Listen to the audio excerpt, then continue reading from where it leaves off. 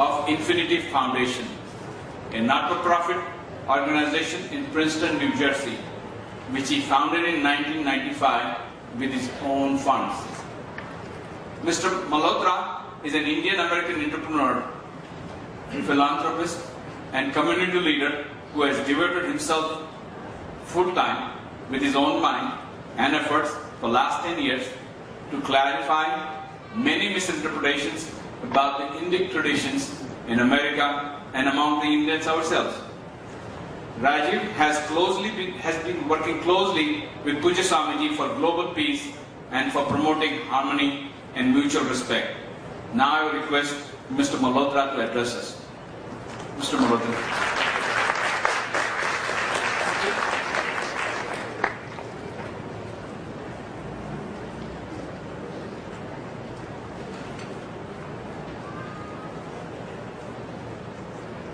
Pujya Swamiji, it's indeed an honor to be invited here. I was asked to share a few moments on the topic of Hindu identity.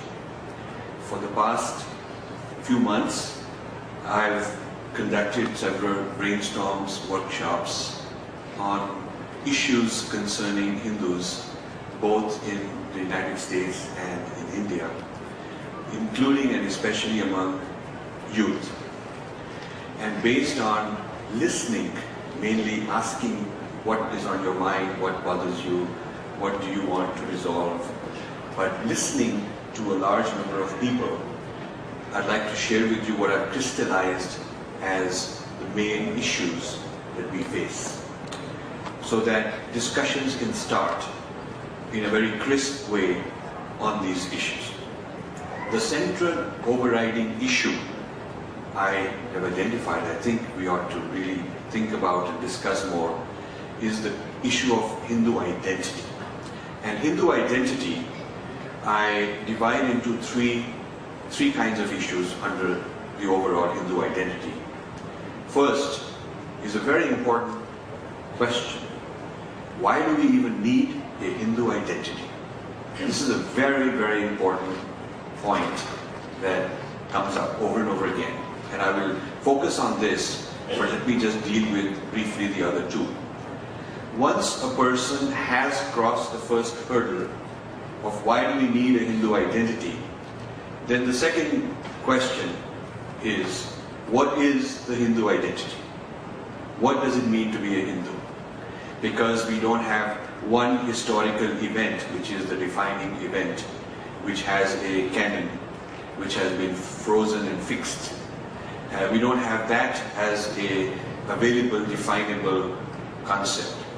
There are many texts. Some people ask me, what is your book? And I tell them we have a whole library. And because of the very nature of revelation and the rishis and the idea of living enlightenment means that we have an inexhaustible supply of enlightened gurus all through our history, and hence a huge corpus of knowledge. So what exactly is my Hindu identity? Is it about a deity? Is it about a Purana? Is it about Vedas? Is it about yoga? This is an important second issue. Only after you've crossed the first issue do we even need a Hindu identity. So once a person is sure we need a Hindu identity, and once they've gone through the second process of defining what is the Hindu identity, then comes the third, which is how do we project this Hindu identity in a respectable manner as Americans, as modern people, as postmodern people, and so on. So these are the three. Why Hindu identity is needed, what is the Hindu identity, how do you project it?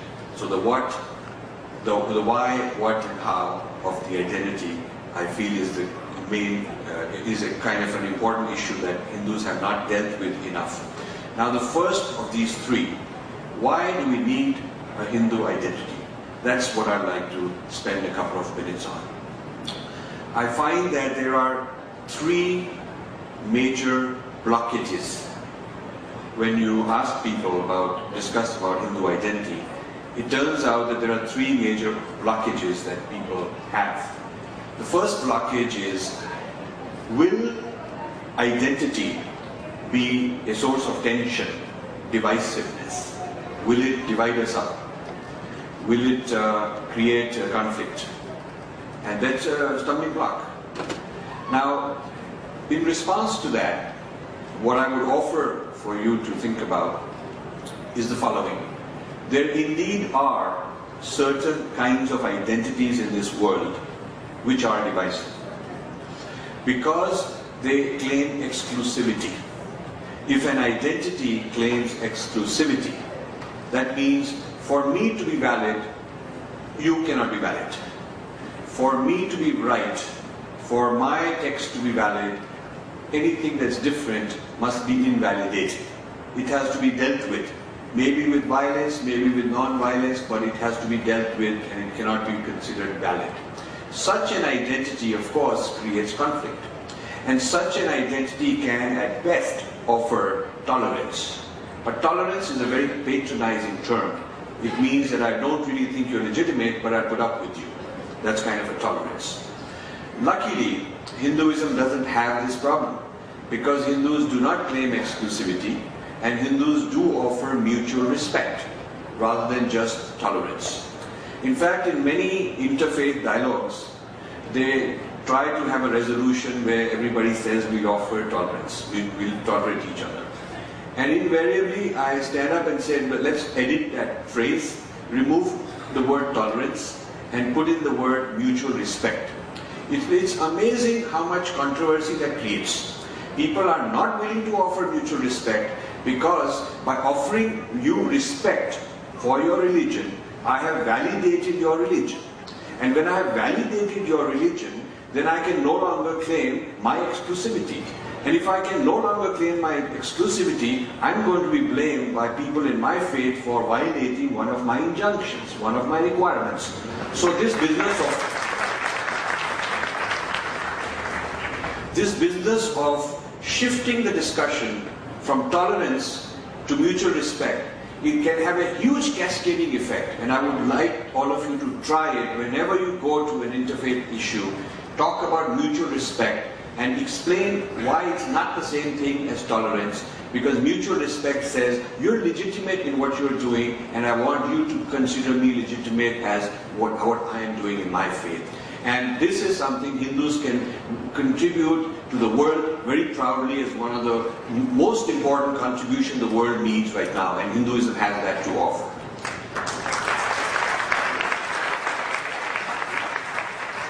So the first hurdle to having a Hindu identity, which says, well, maybe it will create tension, maybe it will create conflict, I think we can resolve. In fact, if more people claim an identity and which sets the example of positive mutual respect for each other, that would actually help reduce tensions. Because we would take a moral high ground and ask other religions to match us and do the same and offer mutual respect. And if everybody were to start doing that, it would actually reduce tensions. So claiming Hindu identity, which includes mutual respect, is not a problem.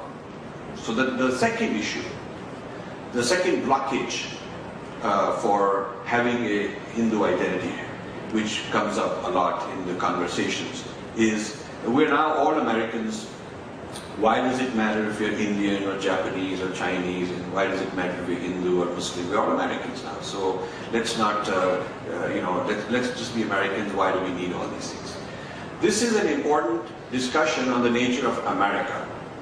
First of all, America respects and expects hyphenated identities. I mean, as far as national identities are concerned, there are Irish Americans, there are Italian Americans, there are Hispanic Americans, there are Japanese Americans, there are African Americans. And this is not considered a problem. This is the very fabric of America. This is what makes America distinct and unique. And therefore, for us to also have a hyphenated identity while also being American is not a problem and is not a contradiction. Secondly, as far as religious identities are concerned, again, America is very pluralistic, expects people to have a positive religious identity. It's perfectly okay for a person to say, I'm Jewish American, or I'm Buddhist or Muslim, or I'm Presbyterian, I'm Catholic, I'm Methodist, I'm whatever, Baptist. And therefore,